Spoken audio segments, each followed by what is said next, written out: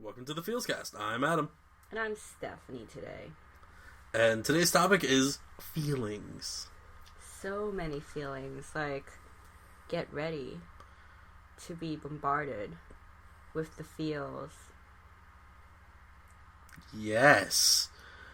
You're not ready for this. So, today we're talking about anime that, make us cry, make us emote heavily. The good shit, I mean, it doesn't have to be good, it just made you cry. Well, that's what I mean by good shit. The shit that makes you hurt on the inside. Nah, sometimes it's just because you're feeling like crap and something that was said and it triggered something and you're just like, no! I mean, that's fair. Yeah. So, of course, we have to touch on one of the first major moments in both of our lives of, major anime feels. At least, it's not the first, but one of the biggest. It's not the first, but it's definitely the most memorable because of, the circumstances behind the animation and the comic itself. And the build-up and, everything. Because up until that point, you're just kind of like, oh, this isn't gonna, he's not gonna die, right? No one dies in this show. Nobody dies in this show, yeah. And then, all of a sudden, Ace dies. Yeah, of course, we were talking about One Piece, and the infamous Ace death. The storyline up to it was Ace, Luffy's older brother, kind of, is arrested by the world government and held hostage to capture Ace's pirate captain, Whitebeard. Yeah, so he's, kind of in, super solitary confinement jail. Yeah, and Luffy, all alone, because all of his other crewmates are scattered to the wind, does a jailbreak? He literally breaks into prison? He breaks into the prison, rounds up all the prison mates in there to become his, new allies. Yeah. And they're, everyone he's ever fought before. But a prison break, maybe the One Piece was the prison break friends he made along the way. Because he makes a lot of friends in that prison break. It's, they're not even openly friends. They're like, yeah, after this we're gonna, fucking fuck with each other again. Some of them were friends, like Mr. Two Bon Clay. Oh, yeah, well, he's different. His possible mom. His possible mom? The character who works with his father. Who their power is that they can change their gender and the gender of anyone else. I know who you're talking about, but I can't remember. Yvonne something. Dr. Frankenfurter from Rocky Horror Picture Show. That's what they're based on. But it's all leading up to a massive battle between a bunch of pirate ships and the Marines, and it's the biggest battle all over Ace, and Luffy's just trying to save him, and Luffy just wants to save his brother, and the battle that ensues behind him was just, a separate issue. and he gets up and he saves Ace, he gets him off the chopping block, and he's dragging him back to the ships, and, people are protecting them. And yeah, and they're, fighting back to back. It was a really sweet moment. And then all of a sudden,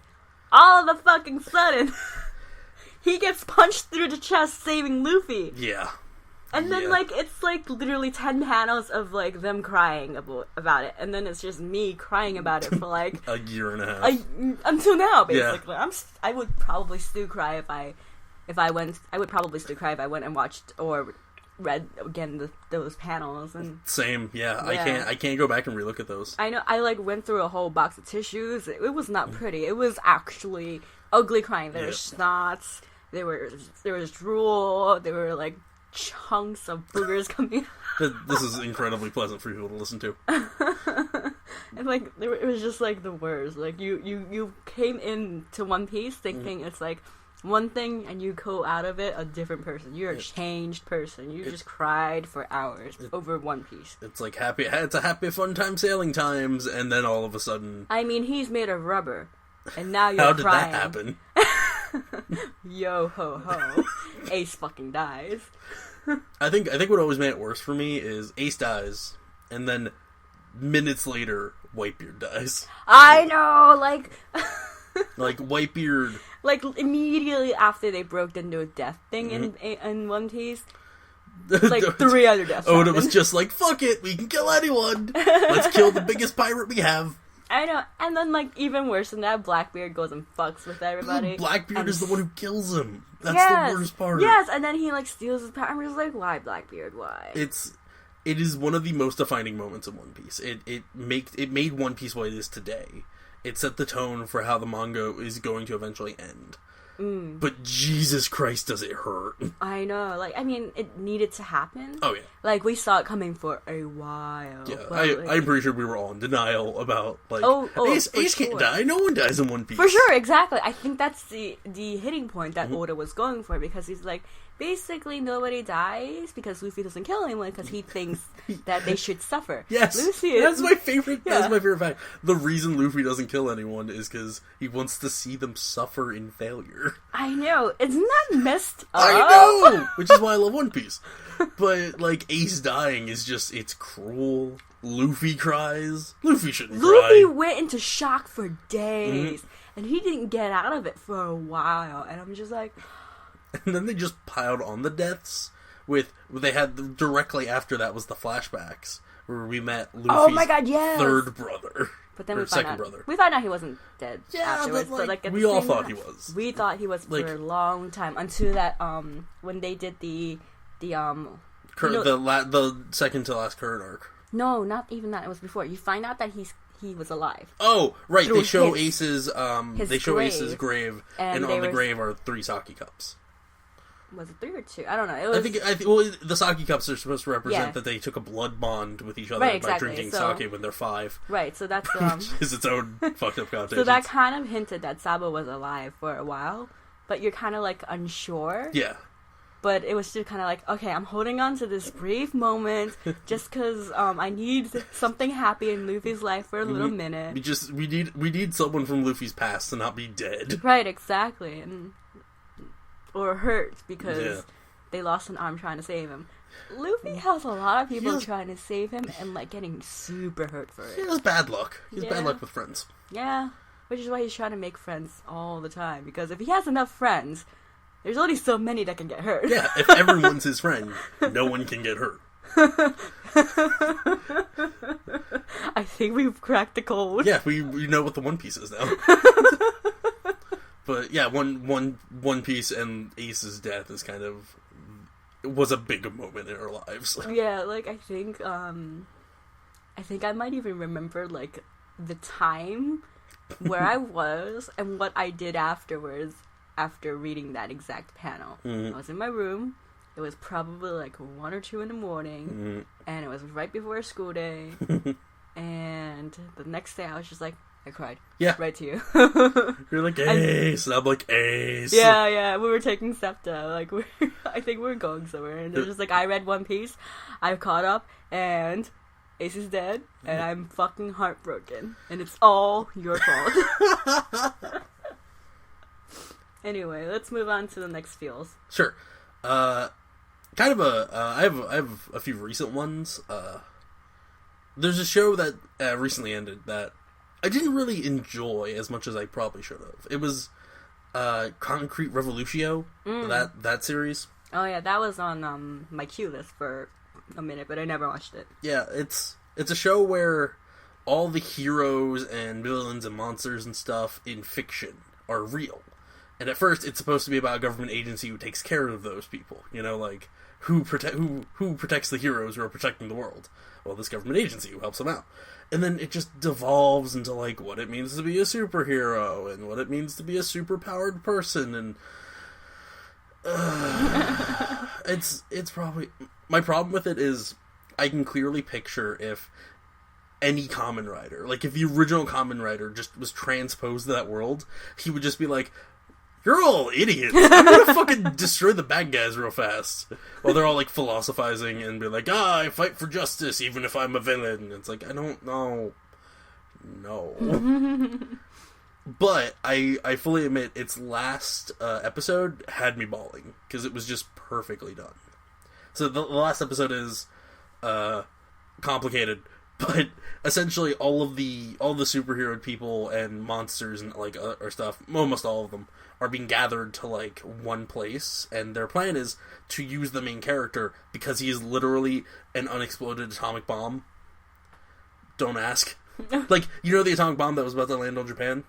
He is that, except instead of a bomb, it was a baby.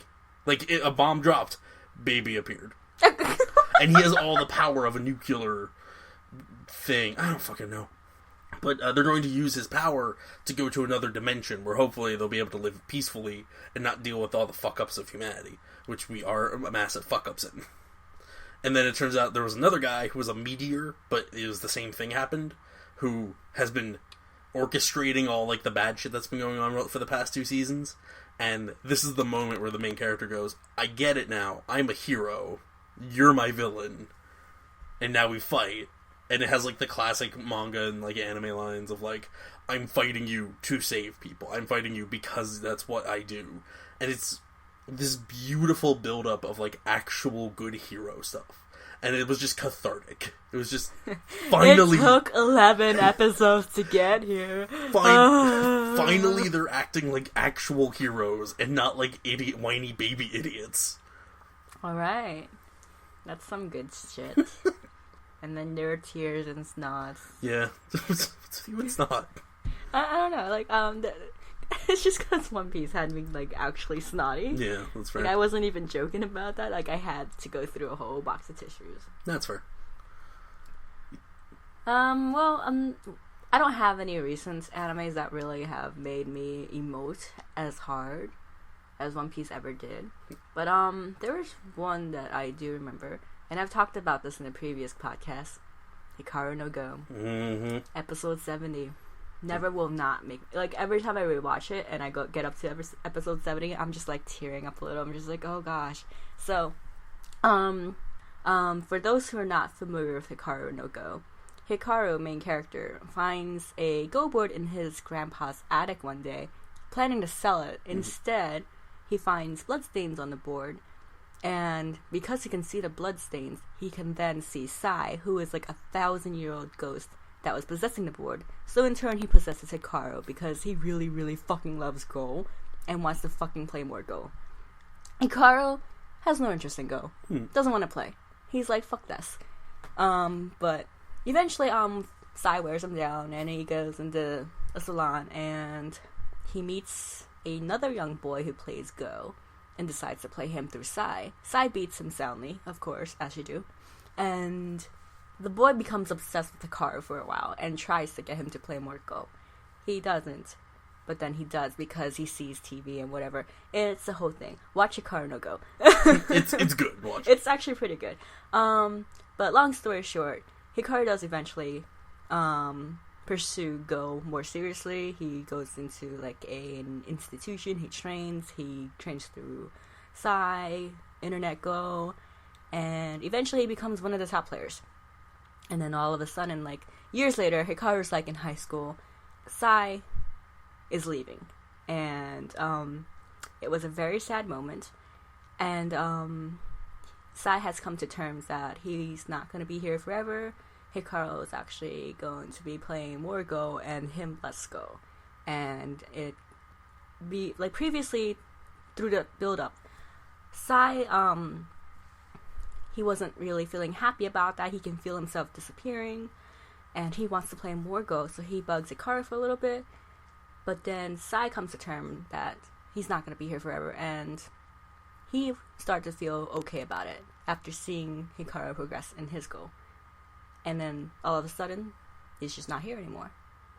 And Hikaru thought he was hiding for a minute there. And he goes looking for Sai. He goes everywhere that he might have been, like the graves of the previous person that he possessed. He thought it would be there, like he can actually leave Hikaru or something physically and then go travel the world. And it took Hikaru like maybe 2 episodes to really realize that Sai isn't here. Mm-hmm. So then, cut to like 5 more episodes of him moping about it. And it took, like, a couple of his friends from the Go Institute to, like, really shake him out of it. So this guy, one of the people that were from the Institute a while back, he comes back from China from Go training. Hikaru no Go is oddly intense. They have Go training. So he comes back from China. He sees Hikaru. He's like, oh, I've heard you haven't been playing for a while. So let's play a game. And Hikaru's like, I quit Go. But he managed to talk him into playing. And it took him a couple of moves, but then he noticed that the way he plays is very similar to Sai's. And he's like, it's okay for me to play Go? Oh. And it was that line that got to me. I was like, he's like, it's okay for me to play? And then he realizes that Sai will always be in him. Mm-hmm. And I was like... Oh my god. It's so sad. That sounds amazing. It was like one of the most like saddest, but also like, oh, you precious thing. Yes, you can play Go. You can do whatever you want, baby. You know? Oh, the whoopee. I need to hug him. that kind of feeling. Yeah, so like, all of that basically had me just like, oh, whale noises all the time. Oh. So yeah, episode 70 of Hikaru No Go. If nothing else, watch Hikaru No Go so you can cry about that episode. That's fair. But no, it's a decent anime too, so. Again, a kind of recent show, but this is a couple years ago. This show came out of nowhere for me, and it's probably one of my favorites. For no reason. It's called Tribe Cool Crew. It's about breakdancing. It's about children breakdancing. Well, amazing. Some children and some adult. The age range of the main crew is weird because it's like the main character is possibly like 4. He's like 10 or 12, and then like the other people are like in their late teens, early 20s. So it's like a Pokemon crew.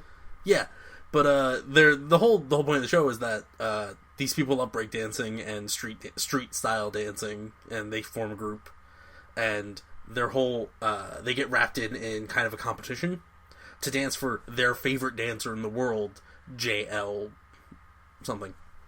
And it's like he's like the Michael Jackson. He's like Michael Jackson except with dancing.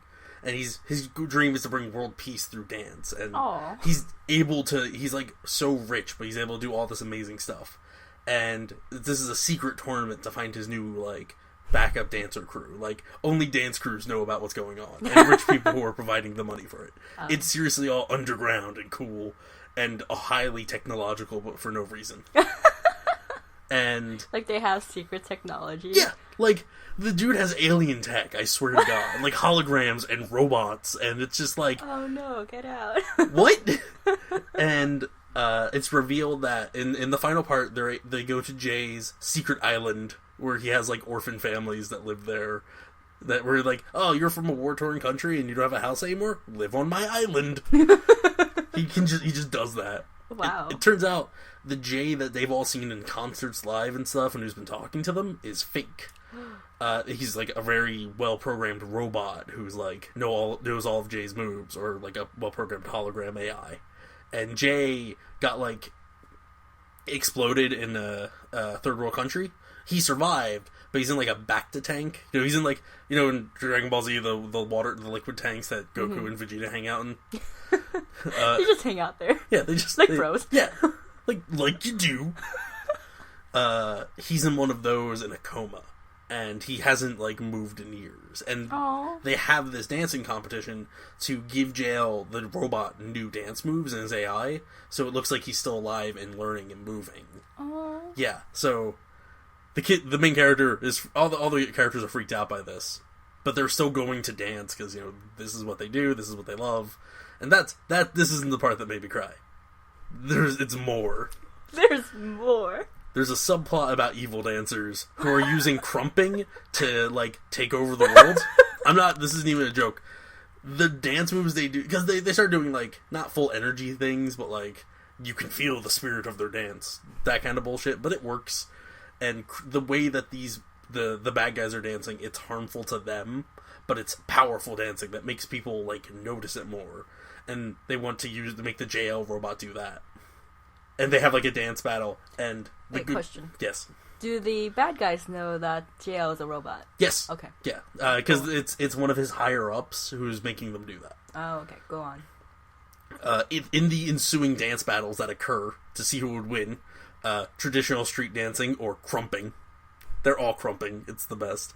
JL feels their dancing spirit, and it's just this beautiful moment where he wakes up, and him in his emasculated form crawls out onto a stage, and all the characters start breaking down crying because their hero is there. Oh my god. And they defeat the bad guys, and they all start dancing together. And it's this beautiful moment of just, like, Aww. dancing is a good thing, and it helps people, and we're seeing dreams come true, and it's one of my favorite moments in anime.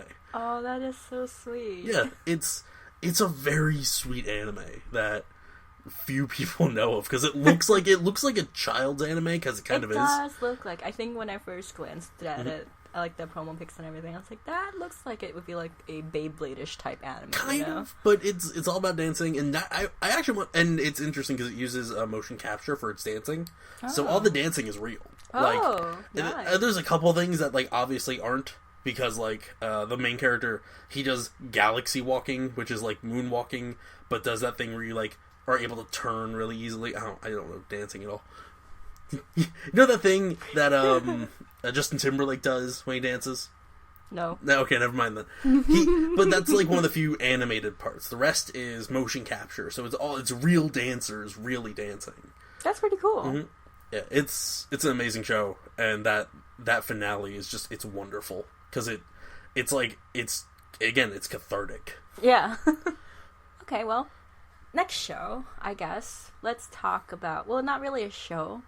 And it's not really a good show when I started watching it. Those are the best ones.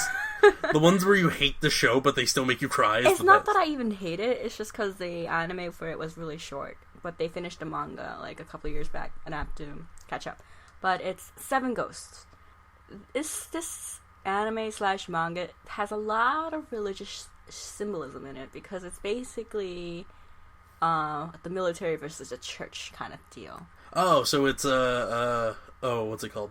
I was about to say Excel Saga, but that's not it. No. It's Toaru no Maju no Index. Maybe? I don't know. It's not. I've never watched that one, but Is there a lowly nun and a girl who has spiky powers who wears shorts underneath her skirt? No. The cast is predominantly male. Oh wow, this is weird. Yeah. And the females in there are nuns, and they only reside in the church, but you only see them when they're in the church. But eventually, the main character goes and sets out on a journey to do something. I don't remember. It's been a while. Yeah. But, basically, the beginning of the show / manga was really what killed it for me. Well, not killed it, like... Made you feel. Yeah, made you had have me the crying so hard.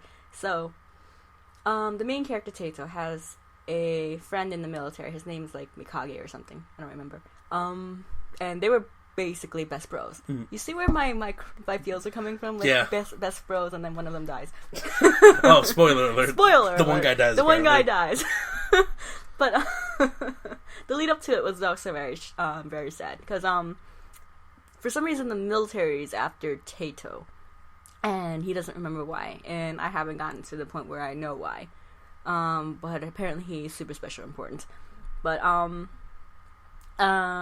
his best friend, in order to save Mikage, he sacrificed himself just so he can live on. And it's usually like, not usually, so what happens is, I don't remember freaking what happened. But you were so prepared for this. It has been years since I've watched and read Seven Ghosts. But, basically, when he sacrificed himself, he was like, he smiles, and he's like, I'm thankful for meeting you, and basically, I hope that you go on living, and you're safe. He pulled a Kaworu, or Karo, the guy from the gay kid from Evangelion. He was like, I'm so happy to meet you, head explode. Oh, basically, except his head didn't explode, he just dies. Yeah. And so, like, the manga pages for that was just incredibly beautiful, and, like, it's drawn in the style of, like, a shoujo manga, but it's, like, written like a shonen. It's really weird. That sounds interesting. Yeah, it's very interesting. It's very pretty. But, the way it was drawn, it's just like, oh my god.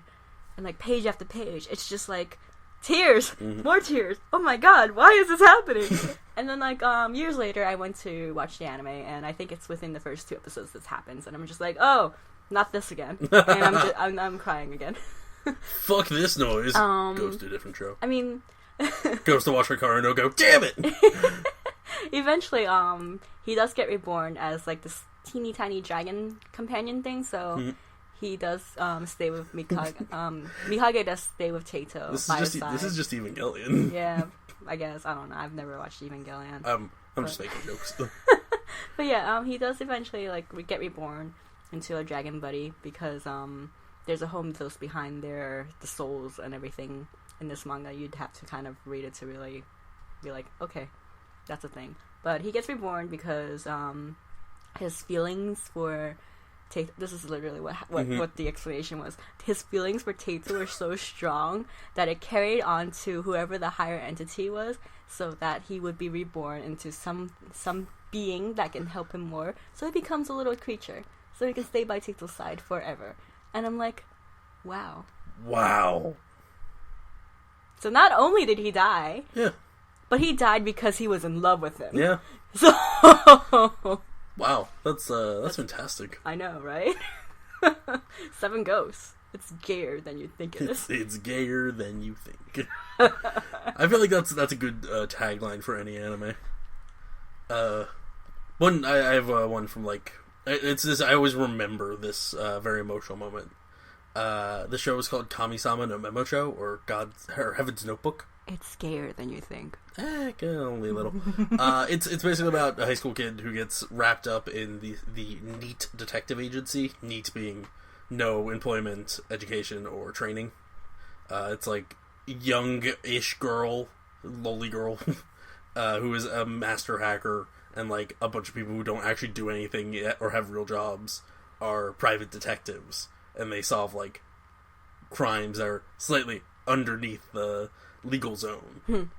And the final story arc is about new drug trafficking going on, a new drug on the street that's causing people to like go into comas and fucking them up. And the whole, spoiler alert, because this is the finale of the show. It turns out that the guy making the drugs is the brother to one of the main characters, the girl who actually introduces the main character to like all this, to this world of like weirdness and Yakuza members who don't know how to use the internet. There's this really great moment where because the main character knows how to use a computer.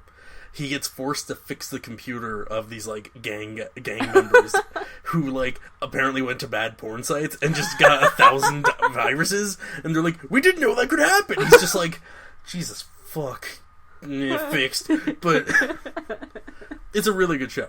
But the finale is the brother drugs his sister. She's kind of semi-protecting the entire time because he's her brother. She doesn't want him to get in trouble, but she wants him to stop. And he forces the drug on her, and she's like near death. They catch him. I think he dies. I honestly don't remember. I think he falls off a building. And the final scene is the main character sitting on the roof of his school, utterly depressed over what has happened in his life because the girl he's liked and who was one of his closest friends is now almost dead. This case hasn't ended in like a positive way. And he's just sitting there, and the Detective Loli walks. I forget her name. I feel bad for calling her Detective Loli. She walks up and meets him there, which is really rare because she hates leaving her room. And I think she informs him that the sister is going to be okay. I haven't seen this in a while. All I remember is the emotions that welled up because he starts crying, and it's this wonderful feeling of hope, and it's like it's bittersweet, but it's definitely sweet. Mm-hmm. And I was bawling my eyes out when the show ended. Oh yeah, that'll do it. Mm-hmm. That's a show I definitely want to rewatch one day because it's really good, and there's like really good mysteries, but it just ends beautifully and painfully. That's nice. That's always a good end when it kind of like gives you that kind of it could happen, but you never know. It's kind of up in the air, but you want to think the best. Like, I noticed that a lot of your tearjerkers are at the end, and mine are kind of like sporadic. Yeah, I find sadness in closings. Well, it's the second last episode of Assassination Classroom had me crying because it's the sensei who they've all worked so hard all year to kill. They're about to kill him, or if they don't kill him, he's going to die anyway, and this is like their last moment. They have to do it, even though they don't want him to die. And he does roll call, and it's him saying every name. Oh my and god. they're all crying. Oh no. And then they stab him through the heart because that's the only way to kill him. Oh and then no. they're all crying as he disappears in light. That's so depressing. I Why would know. you say that? that? Happened last week to me. Why did you? At moment of recording, that happened last week. Oh my god. I still have an episode left. Dude. I know. How do you continue from that? I think that just tops it all off, doesn't it? Yeah. Well, that was our emotions poured out for you to see on the FeelsCast. well, tune in next week when we cry more, I guess. Yeah, we try not to just make each other horribly depressed. Yeah, there were some tears during this recording. Oh god, a little bit, like it's like PTSD. I know, right? Kuro Sensei, why? Sai, why did you go? Why? Ace, Jay, you can dance again. Alright, any recommendations this week? Everything we've listed. Grimgar, no. Give me 30 seconds. I need to actually remember how to say the name of this, because I don't know its translation. Hai to Genso no Grimgar is an anime from, I want to say, the spring season? Or no, the winter season. It's about a fantasy world, and some kids enter the fantasy world, but instead of being like, we need to find our way out, or I'm a NEET and I know how to play video games, it's like, they have to like, hunt monsters to survive. And hunting monsters is really fucking hard, because it would be in real life. Like, the goblins fight back. And I want to say the 5th episode, major character death. Wow. Yeah, and it's already out of nowhere. It's really sad, and it's built perfectly. Damn. Mm-hmm. I have none other than these from the list. Oh, and I have a famous one. Hunter x Hunter. Which, if you ever get to the Chimera Ant arc, I'm sorry.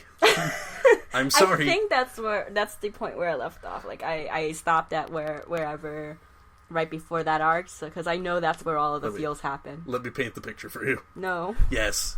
There is a blind girl who's only good at playing a game like Go. But it's not Go, but it's their version. It's like this fake North Korea's version of Go. There is this monster bug man who's going to take over the world and eat humans. But he's learned to love through playing this game with this girl. He is poisoned and he's about to die. And his last act is seeing her one last time. And he tells her, this poison will rub off on you. You will die. And she sets up the board and they play until they die. Why would you tell me that? To make you watch the show. God damn it. If you want to find me, I'm at MangaHead on Twitter, I believe, and at anime reviews and other stuff.blogspot.com is where I write text reviews of stuff. Yay. And I'm not anywhere. Don't find me. Don't find me. Don't do it. Go watch Tribe Cool Crew, because it's better than it has any right to be. And go watch Hikaru No Go. Bye.